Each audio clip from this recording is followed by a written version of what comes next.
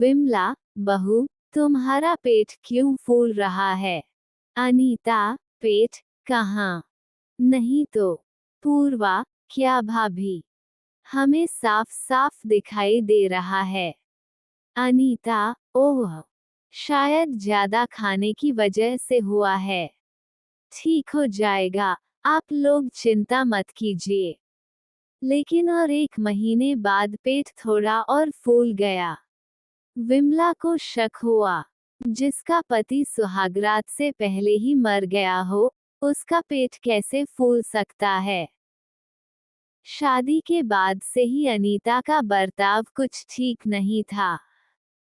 शादी के 1 हफ्ते बाद, एक दिन अनीता अपने कमरे में बैठकर एक पुतले को गोद में लेकर गाना गा रही थी। अनीता, चंदा है तू, मेरा सूरज है तू, हाँ मेरी आंखों का तारा है तू। चंदा है तू, मेरा सूरज है तू। और कमरे के बाहर से अनीता की सास विमला और नंद पूर्वा ये सब देख रही थीं। विमला, अरे, ये औरत पागल वागल हो गई है क्या? पूर्वा, पता नहीं माँ, भैया को खोने के शौक में शायद दिमाग खराब हो गया है। विमला और पूर्वा अंदर चली गईं और अनीता से कहा, विमला, बहू, ये क्या कर रही हो? एक पुतले को सुला रही हो? अनीता, हाँ माँ, मैं तो हमेशा से एक बच्चा चाहती थी, लेकिन देखते ही देखते क्या से क्या हो गया। अनीता की आंखें भर आईं। 1 हफ्ता पहले ही उसकी शादी हुई थी। मंडप में शादी खत्म होने के बाद ही उसके पति रौनक के पास एक चिट्ठी आई। रौनक, अरे, ये किसकी चिट्ठी है? पढ़कर देखता हूँ। रौनक आर्मी ऑफिसर था और वह चिट्ठी आर्मी की तरफ से आई थी। रौनक, बॉर्डर पर जंग छिड़ गई है, मुझे अभी जाना होगा। ये सुनकर अनीता अपने आप को संभाल नहीं पाई।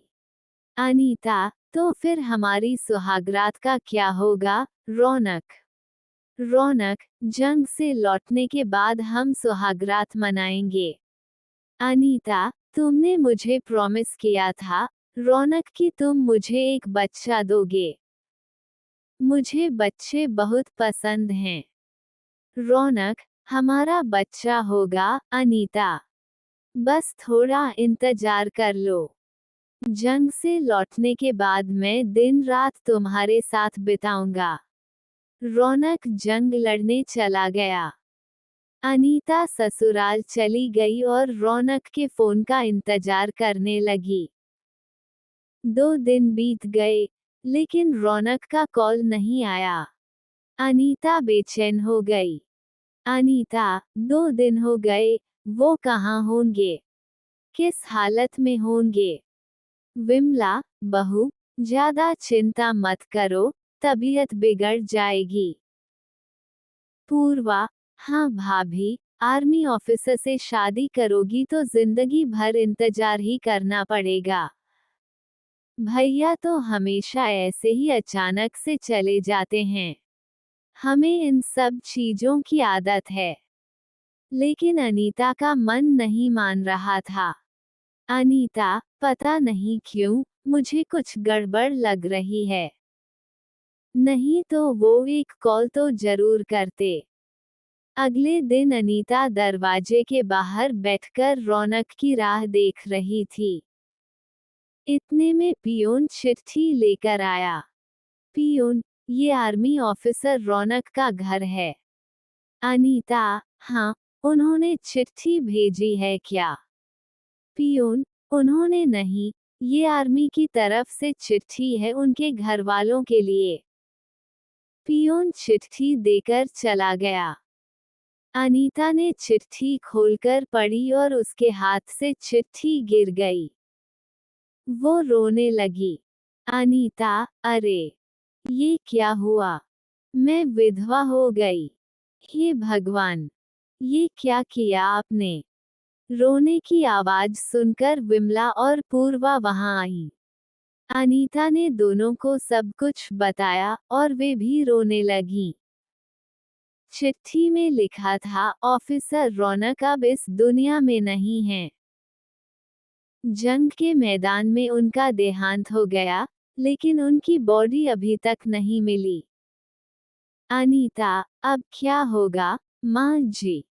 अब क्या होगा? मेरा पति कभी मेरे पास नहीं लौटेगा। विमला, मेरा बेटा, मेरा बेटा। 2 दिन तक रोना धोना चलने लगा और उसके बाद से अनीता अजीब हरकत करने लगी। अनीता, बच्चा, मुझे बच्चा चाहिए। रौनक ने मुझे बच्चा देने का वादा किया था। मुझे बच्चा चाहिए।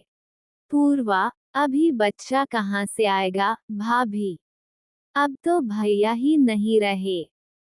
अनीता, वो सब मुझे नहीं पता, मुझे बच्चा चाहिए किसी भी हालत में। अनीता बाजार से एक छोटा सा पुतला खरीद कर लाई और उसे खिलाने और सुलाने लगी। उसे गोद में लेकर इधर उधर घूमने लगी। सभी ने सोचा कि अनीता पागल हो गई है। आसपास के लोग भी बातें करने लगे और ऐसे ही 2 महीने बीत गए और अचानक से एक दिन अनीता बीमार पड़ गई। उसे तेज बुखार आया और उसका सिर चकराने लगा। उसे डॉक्टर के पास ले जाया गया। डॉक्टर ने अनीता से कुछ कहा। विमला और पूर्व को कुछ समझ नहीं आया, लेकिन अनीता बहुत खुश लग रही थी। इसलिए विमला ने पूछा, क्या बात है, बहू? इतनी खुश क्यों हो, क्या हुआ? अनीता, कुछ नहीं माँ जी, बस ऐसे ही, आप नहीं समझेंगी।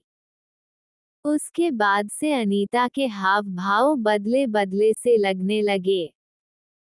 वो बहुत ज्यादा खाना खाने लगी और उसे हमेशा खट्टा खाने का मन करने लगा। पूर्वा, माँ, ये भाभी को हुआ क्या है? कुछ दिनों से कुछ अजीब सा लग रहा है। विमला, पता नहीं बेटी, शायद रौनक की मौत के शौक को अब तक भुला नहीं पाई है। विमला ने इसे इग्नोर कर दिया, लेकिन 3 महीने बाद अनीता का पेट फूलने लगा। विमला, बहू, तुम्हारा पेट क्यों फूल रहा है? अनीता, पेट कहाँ? नहीं तो। पूर्वा, क्या भाभी? हमें साफ साफ दिखाई दे रहा है। अनीता, शायद ज्यादा खाने की वजह से हुआ है। ठीक हो जाएगा, आप लोग चिंता मत कीजिए। लेकिन और 1 महीने बाद पेट थोड़ा और फूल गया। विमला को शक हुआ। विमला, हाँ, तू सच कह रही थी। कुछ तो गड़बड़ लग रही है। पूर्वा, माँ, इसका उत्तर उसी डॉक्टर के पास है, जिसके पास भाभी गई थी। वे दोनों डॉक्टर के पास चले गए। विमला, डॉक्टर साहब, हमारी बहू को क्या हुआ है? डॉक्टर, क्यों? आपकी बहू ने आपको नहीं बताया? वो प्रेग्नेंट है। ये सुनकर विमला और पूर्वा के सिर पर जैसे आसमान गिर पड़ा।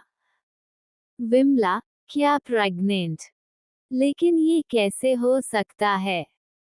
पूर्वा, वही तो, भाभी तो कुंवारी है। दोनों घर लौटे और अनीता को उल्टा सीधा सुनाने लगे। विमला, बच्चा पाने के लिए मुंह काला करके आई कल मुही। पूर्वा, हाँ भाभी, ये आपने गलत किया। भैया आपसे प्यार करते थे। विमला, बता, इस बच्चे का बाप कौन है? अनीता, मैं नहीं बता सकती। विमला, हाँ, कैसे बताएगी? पता नहीं कौन सी पापी औरत को घर की बहू बनाकर लाई हूँ। अनीता, खबरदार माँ, मेरे चरित्र पर उंगली मत उठाए। विमला, तो क्या करूँ, तेरी पूजा करूँ? बिमला बहुत गुस्सा हो गई और उसने अनीता को घर से निकाल दिया। अनीता समझ गई कि इस घर में उसे जगह नहीं मिलने वाली है।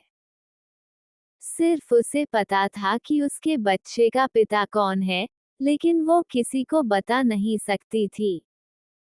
अनीता मायके लौट गई, लेकिन सब कुछ सुनने के बाद वहां से भी उसे निकाल दिया गया। बेचारी अनीता फुटपाथ पर रहने लगी और कुछ महीनों बाद वहीं उसे एक बेटा हुआ। लेकिन उसके पास अपने बेटे की परवरिश करने के लिए पैसे नहीं थे, इसलिए वो अपने ससुराल के दरवाजे पर उसे रख कर आई। विमला ने दरवाजा खोला और बच्चे को देखा। विमला, अरे, ये क्या? यहाँ बच्चा कौन रख कर गया है? जरूर उस कलमुही अनीता ने किया है ये। विमला दरवाजा बंद करने जा ही रही थी कि तभी उसने देखा कि उस बच्चे के दाहिने गाल पर एक तिल है। विमला, अरे, मेरे बेटे के गाल पर भी एक तिल था, वो भी दाहिने गाल पर। ये कैसे संभव है? विमला आश्चर्यचकित होकर खड़ी थी कि तभी एक कांड हो गया। रौनक विमला के सामने आकर खड़ा हो गया। रौनक, माँ, कैसी हो आप? विमला, अरे बेटा, तू तू कैसे आया? चिट्ठी में तो लिखा था कि तू। रौनक, वो सब झूठ था, माँ। मुझे एक सीक्रेट मिशन पर भेजा गया था, इसीलिए मुझे मरने का नाटक करना पड़ा। लेकिन इस बीच मैं एक रात चुपके से घर आया था और केवल अनीता से मिल पाया था। मैंने उसे मेरे बारे में किसी को बताने से मना किया था, इसलिए उसने आप लोगों को कुछ नहीं बताया। अब जाकर विमला और पूर्वा को सारी सच्चाई समझ में आई। विमला, इसका मतलब ये बच्चा तेरा है। इसका मतलब बहू ने कोई पाप नहीं किया और मैं फालतू में उस पर शक कर रही थी। बेटा, तू बहू को ढूंढ कर ला। रौनक तुरंत बाहर गया और बहुत ढूंढने के बाद आखिरकार उसे अनीता मिल गई। वह अनीता को लेकर घर आया। विमला और पूर्वा ने उससे माफी मांग ली और उसके बाद सभी खुशी खुशी रहने लगे।